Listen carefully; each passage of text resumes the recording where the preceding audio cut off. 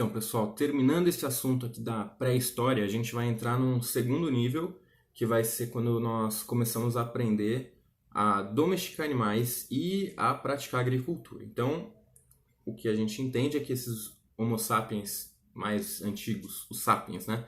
Eles passam a observar o meio ambiente, eles percebem o fenômeno da semente que cai na terra, cresce, germina, e com isso ele consegue produzir alimento sem ter que se mudar de um lugar para outro somente coletando ou caçando. Então, nós vamos abandonar em algumas dessas comunidades o grupo de caçadores e coletores e nós vamos passar a ocupar sociedades paradas no mesmo lugar, que para a história a gente vai chamar isso de uma sociedade sedentária, sedentarizada, que não fica se mexendo, se mudando de um lado para o outro. Sedentário hoje significa aquele que não pratica exercício, aquele que fica parado em casa. Esse sedentário que a gente está falando é o que não é nômade, é o oposto de nômade, beleza? Então, quando não está praticando mais esse nomadismo, essa vida de caçador-coletor, eles passam a viver num ambiente regulado, onde eles conseguem produzir o próprio alimento e também, paralelo a isso, a produção de animais domésticos. O que é um animal doméstico? É o cachorro, é o gato, mas principalmente os que a gente vai usar como base alimentar. Então vai ter carneiros, porcos, o gado, os cavalos vão começar a entrar nesse círculo. E quem eram os caçadores, essa classe social que eram os que iam caçar os bichos, que é quem anda com as armas, eles passam nesse momento a ocupar uma função social importante que é a segurança desse ecossistema, dessa comunidade sedentária.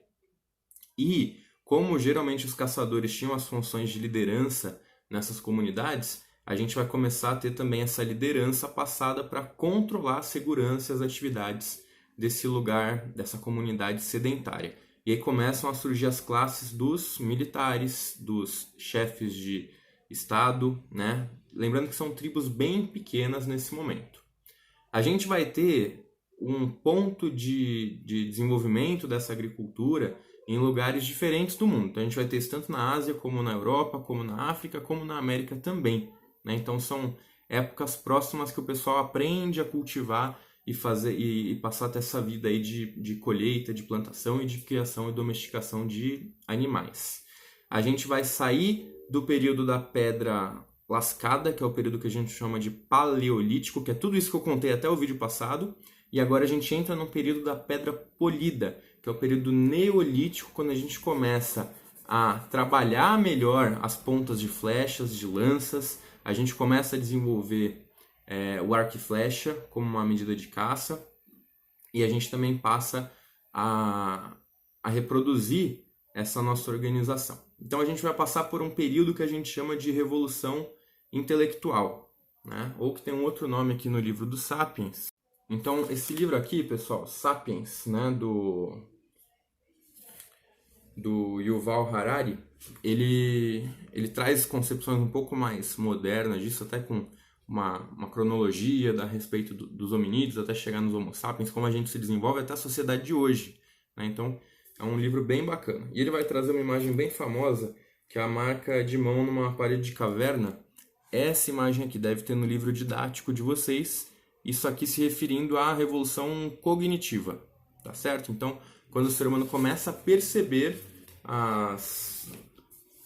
os registros nos lugares. Então, a gente vai ter um período que a gente vai começar a ter as pinturas nas paredes das cavernas, a gente chama isso de pintura rupestre, R-U-P-E-S-T-R-E, rupestre, que são essas gravuras feitas nas paredes das cavernas, com ilustrações de caça, representando os animais.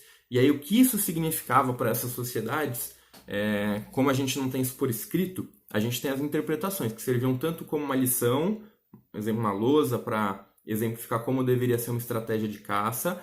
A gente tem também um entendimento um pouco mais religioso, que ao desenhar o animal na parede das cavernas, eles atrairiam esse animal para mais próximo, para não precisar se deslocar tanto para a caça.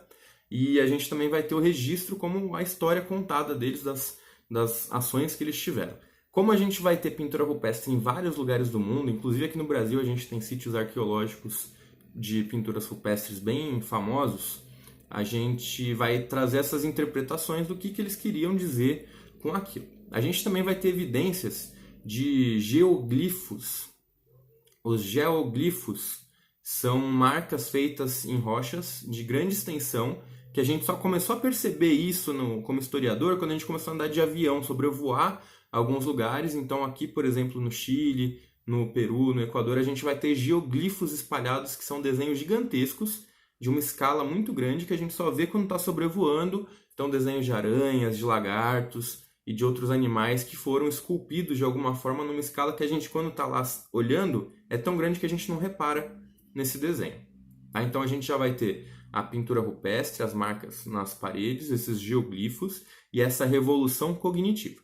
A partir daí a gente começa a evoluir esse período da pedra polida e a gente vai entrar num período que a gente vai ter duas novas revoluções, que é a idade dos metais, quando a gente começa a aprender que utilizando fogo a gente consegue quebrar as rochas, extrair um minério e no fogo quente a gente consegue derreter e modelar, né? Derreter ou superaquecer, e martelando a gente começa a modelar espadas, começa a fazer proteções e revestimentos de armaduras, começamos a fazer pontas de flecha metálicas e também, né, então essa parte bélica, que é a construção, a manipulação dos metais e artefatos, e a gente vai ter uma outra parte também que são as escritas, né? Então aí a gente vai surgir na região do Oriente Médio. Vou pegar meu globinho aqui para vocês se orientarem. Então aqui ó, a gente tem Brasil atravessando o oceano, a gente chega na África, e aqui entre a África, a Europa e o extremo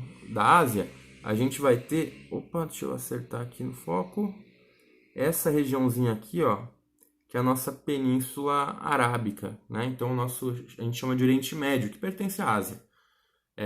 Na Península Arábica, a gente vai ter as primeiras evidências ali de escrita dos povos sumérios, que são os primeiros que vão desenvolver uma escrita que a gente chama de cuneiforme. Então eles faziam tábuas, né, madeirinhas, colocavam argila, e nessa argila eles praticavam a escrita já com toda uma regra. Não é a escrita que a gente usa hoje com essas letras aqui, né, mas tem uma noção gramatical para essa escrita cuneiforme dos sumérios, e a gente, quando começa a escrever, a gente para de chamar de pré-história. Tudo que aconteceu para trás nessas 3 aulas é pré-história, porque não tinha escrita, não tinha um registro escrito. A parede da caverna não conta. E a gente passa a ter o que a gente chama de história antiga. E a gente começa a estudar esses povos, que vão ser os sumérios, os mesopotâmios, Babilônia. E a gente também vai ter o Egito Antigo, aí depois surge Grécia e Roma, e a gente começa a codificar os povos antigos a partir da escrita. Então, tudo que é antes da escrita, até 4000 a.C., a gente chama de pré-história. A partir de 4000 a.C., a gente começa a ter o registro da escrita e a gente começa a chamar de história antiga. Tá certo? Então, espero ter deixado claro. Acompanhem no material didático de vocês. Se não tiver, a gente tem sites na internet do InfoEscola, do UOL Educação, Brasil Escola, Só História. Tem vários sites de apoio que você pode procurar no Google para ler mais sobre essa questão de pré-história e sobre todos os assuntos que eu vou falar. Né? Um resumo, mas o ideal é você utilizar um material didático que o seu professor utiliza em sala de aula. Que lá você vai ver os detalhes, né? Quais espécies de hominídeo que ele vai destacar, o tipo de questão, que é o que a gente usa para nortear o que a gente vai passar para vocês na prova da escola de vocês. No meu caso, os meus alunos eles receberam o livro didático esse ano já, né? Já é para receber no começo, né? Mas eu sei que tem escola que demora. Então, os meus alunos do ensino fundamental, eu sei que tem o livro didático, então eles podem se amparar na leitura do livro didático nesse período até a gente chegar nessa parte aí de pré-história, tá certo? O próximo vídeo vai ser sobre a ocupação do Homo sapiens pelo globo terrestre e as teorias de principalmente como que esses Homo sapiens chegam na América, né?